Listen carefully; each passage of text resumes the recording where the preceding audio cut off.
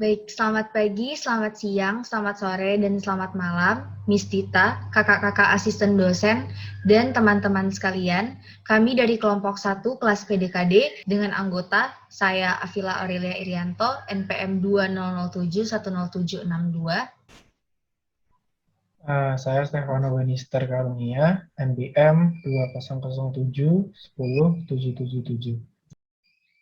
Dan saya Yoel Otniel Pentajun Manuel Tampu Bolon dengan NPM 2007 10753. Baik, kami bertiga akan menampilkan dan mempresentasikan hasil proyek 3 yang telah kami buat ini dengan topik yang kami pilih adalah alat bantu pendidikan. Berikutnya di sini ada referensi aplikasi yang kami ambil dalam pengembangan aplikasi yang kami ciptakan ini. Yang pertama adalah Microsoft Teams. Dari review kami terhadap Microsoft Teams, kami mengambil kekurangan dan kelebihan yang ada. Jadi kekurangannya itu adalah hasil kamera yang ada itu kurang bagus. Lalu notifikasinya lambat dan juga sering mengalami error.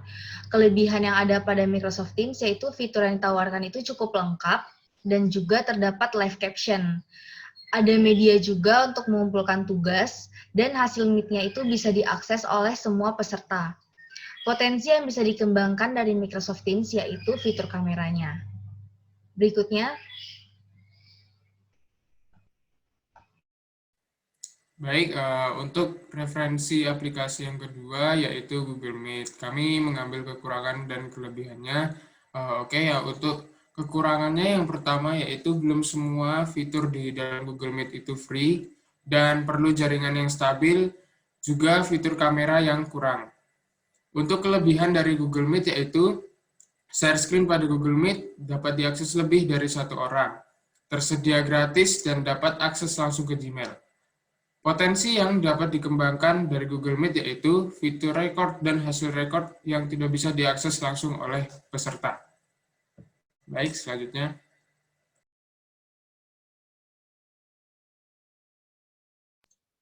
Oke, selanjutnya ada aplikasi yaitu Zoom. Menurut kami, kelebihan dari aplikasi Zoom ini adalah fitur kamera yang sudah cukup lengkap dan juga bisa melakukan share screen. Share screen di sini maksudnya adalah bisa secara langsung. Lalu kekurangannya ada fitur yang kurang lengkap, keamanan yang kurang terjamin, dan recording tidak dapat diakses oleh semua orang secara langsung, serta hasil kamera yang dilihat peserta lain tidak sama dengan yang kita lihat. Menurut kami, potensi yang bisa dikembangkan adalah hasil rekaman bisa diakses secara langsung setelah rekaman dihentikan, dan juga multiple share screen. Lalu selanjutnya kami juga ada beberapa referensi aplikasi lain, yaitu Kuiper dan juga Ruang Guru. Mengapa kami mengambil dua aplikasi ini? Karena konsep aplikasi yang kami kembangkan sama dengan konsep dua aplikasi tersebut, yaitu Ruang Les Belajar Privat. Oke, selanjutnya bisa dijelaskan oleh teman saya. baik, berikutnya ada fitur-fitur yang dikembangkan pada aplikasi kami. Ada beberapa fitur. Yang pertama di sini ada library. Jadi di aplikasi yang kami buat ini akan hadir fitur baru yang belum ada di aplikasi-aplikasi lain, yang hanya ada di aplikasi kami, yaitu fitur library. Fitur ini tuh bertujuan agar para penggunanya itu tidak perlu membuka aplikasi lain lagi untuk mencari referensi mengenai tugas atau materinya. Nah, di library ini dapat berisi e-book, materi pembelajaran, dan paper-paper resmi lainnya. Nah, materi pembelajaran ini juga bukan hanya dari pengajar saja, ataupun sumber-sumber resmi lainnya, tapi dari pengguna tersebut juga bisa mengupload materi yang ia buat, mungkin bisa diupload juga ke dalam library ini. Jadi semua pengguna bisa mengakses banyak materi dalam satu aplikasi. Yang kedua ada virtual reality. Jadi fitur VR ini dibuat agar penggunanya itu lebih aktif dan ikut berpartisipasi dalam menerima materi yang diajarkan oleh para pengajar.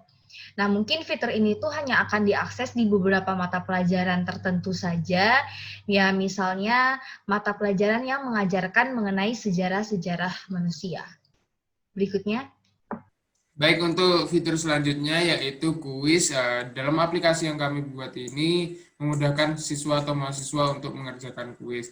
Karena sebelumnya kuis uh, mahasiswa atau siswa harus mengakses LMS atau ke situs lainnya. Di sini di aplikasi kami kuis dapat diakses secara langsung tanpa harus mengakses ke situs lain atau ke LMS.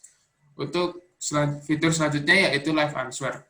Dalam fitur ini, pengguna dapat menjawab pertanyaan dosen secara langsung dengan tertulis di sebuah kolom jawaban yang sudah disediakan dan hanya perlu mensubmitnya sehingga pengguna tidak perlu menjawab pertanyaan di kolom chat. Fitur ini kami ambil referensi juga seperti dari Mentimeter yang sering dipakai, yaitu pada saat dosen mengajar, di situ saat dosen memberikan sebuah soal atau sebuah pertanyaan, mahasiswa bisa langsung mengetikkan jawabannya secara langsung di kolom jawaban yang sudah diberikan. Baik, untuk fitur selanjutnya. Oke, untuk selanjutnya ada setting kamera. Fungsinya untuk bisa mengatur kualitas kamera sesuai keinginan kita. Jadi seperti yang ada pada contoh ini, kita mengambil contoh setting dari aplikasi Zoom. Karena menurut kami di setting video aplikasi Zoom ini cukup lengkap dan sudah berisi berbagai fitur yang mungkin bisa memudahkan penggunanya dalam mengakses video. Di sini kita juga bisa mengatur kontras, brightness, tingkat ketajaman, dan yang lain.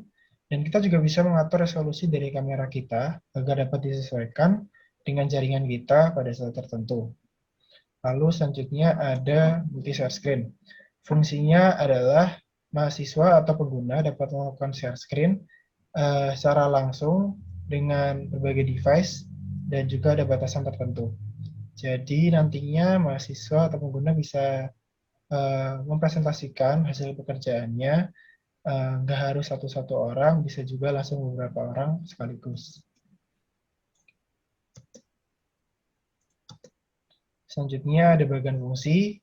Di sini ada beberapa fungsi yang saling berkaitan dengan fitur lain, seperti library dengan quiz, virtual reality dengan multi-share screen, virtual reality dengan live answer, dan juga live answer dengan multi-share screen.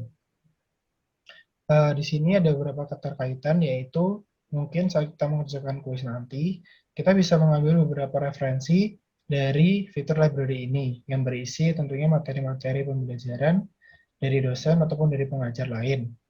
Lalu di saat dosen mengajarkan melalui virtual reality, pengguna atau mahasiswa bisa melakukan multi-share screen secara langsung tanpa hambatan apapun. Lalu saat dosen mengajar juga, dosen atau mahasiswa atau pengguna bisa mengakses fitur live answer secara langsung, dan juga live answer ini bisa digunakan saat multi-share screen juga. Oke, selanjutnya. Baik, berikutnya di sini adalah mockup tampilan dari aplikasi yang kami buat. Nama aplikasi yang kami buat yaitu Studiemote. Studiemote ini diambil dari bahasa Swedia yang artinya pertemuan belajar. Jadi aplikasi ini bertujuan untuk melakukan proses belajar mengajar secara virtual yang hampir sama dengan aplikasi meeting lain, tapi dengan fitur-fitur yang baru dan lengkap. Jadi pada tampilan pertama Studiemote itu adalah tampilan login dan sign up, seperti yang ada pada layar. Berikutnya, setelah sudah masuk akunnya, entah di sign up atau di login, di sini ada tertampil home screen yang menunjukkan fitur-fitur yang ada pada Studiemote. Berikutnya di sini ada fitur pertama. Fitur pertama Studiemote yaitu library. Di sini, di library sini akan ada beberapa kategori yang nantinya akan menuju pada materi yang mau diakses oleh penggunanya. Berikutnya adalah fitur kelas. Jadi di fitur kelas ini akan ada kategori mata kuliah atau mata pelajaran yang diambil oleh penggunanya. Selanjutnya adalah mockup untuk meetingnya. Di sini ada tampilan pada saat nanti di kelas, pada saat meet nanti bisa dilihat seperti halnya platform lainnya. Di sini bisa ada fitur chat, share screen, dan tampilan-tampilan yang lainnya. Baik, selanjutnya. Oke, di sini adalah fitur live answer. Di sini desain yang sudah kami sediakan yaitu seperti yang bisa dilihat di sini akan ada question atau pertanyaan yang diberikan oleh pengajar. Di sini nanti mahasiswa, pengguna atau siswa juga bisa langsung menjawab secara langsung. Oke, selanjutnya. Oke, ini adalah fitur chat yang dimana ada juga beberapa tambahan di dalamnya. Fitur-fitur yang ada di dalamnya juga kami perbarui. Selanjutnya.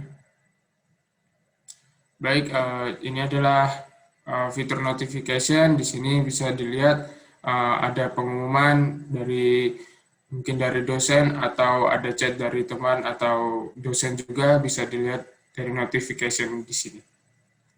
Baik, fitur selanjutnya. Oke, selanjutnya ada fitur assignment. Di sini, siswa atau pengguna bisa mengecek tugas apa saja yang diberikan oleh dosen atau pengajar, disertai dengan jadwal deadline-nya. Siswa juga bisa mengecek tugas apa saja yang belum dikerjakan dan apa yang sudah dikerjakan. Di dalam assignment ini juga ada kuis, yang nantinya juga tersedia jadwal dan juga mata pelajaran apa saja yang minggu itu ada kuisnya. Oke, selanjutnya fitur history. Di fitur ini, siswa bisa mengecek file apa saja yang sudah di-download atau diakses, dan tanggal dan juga ukuran filenya juga. Lalu ada juga call history. Call history ini berisi riwayat meeting yang dilakukan oleh pengguna atau siswa. Dan di sini yang terakhir ada setting. Setting ini kami mengambil contoh atau referensi dari setting Zoom, karena yang sudah kita sampaikan tadi. Di setting dalam aplikasi Zoom menurut kami cukup lengkap, sehingga kami mengaplikasikannya dalam aplikasi kami. Ikut contoh tampilan settingnya. Selanjutnya ada VR illustration. Di sini kami masih sedikit kebingungan mengenai desain untuk VR. Jadi kami membuat beberapa ilustrasi untuk memberikan gambaran mengenai fitur virtual reality kami. Mungkin bisa memberikan gambaran kepada kalian semua. Baik, berikutnya kesimpulan. Kesimpulan yang kami ambil dari Project 3 ini adalah, dari permasalahan yang ada, kami ingin menciptakan sebuah aplikasi yang fiturnya itu merupakan gabungan dari aplikasi-aplikasi yang sudah ada, dan menambahkan ciri khas serta fitur yang baru dan juga fitur yang lengkap, sehingga membuat pengguna merasa puas dengan fitur yang ada pada StudioMote ini. Jadi StudioMote ini all in one, semuanya ada pada StudioMote. Sekian presentasi Project 3 dari kami, kelompok 1 kelas PDKD. Mohon maaf jika ada salah dalam kata dan perbuatan. Sekian dan terima kasih.